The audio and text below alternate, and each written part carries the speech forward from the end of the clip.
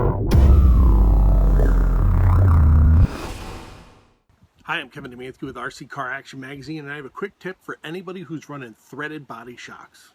More and more vehicles are showing up these days with threaded body shocks, and that's great for easy ride height adjustment and precise adjustment at that. The problem with them is that they don't have a mark on the collar so you know how much you've turned the collar to adjust your ride height. When you go and adjust it on all four shocks, you're not going to have any idea how close you are or how far off you are. So what I like to do is put a little mark here on the collar so I can reference that when I make turns on the collar to adjust ride height. I'll know if I made a full turn, half turn, quarter turn, whatever I decide to do on the one shock, I could do to all the other shocks and know where I'm at.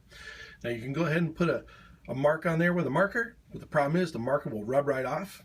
You can use paint on there over time, and that paint will rub off too.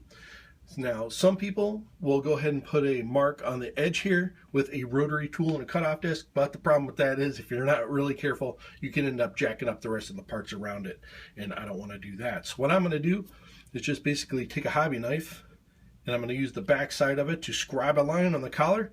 That way I'll know where things are. So I'm just going to go ahead and take the back side here and just run a line on the collar.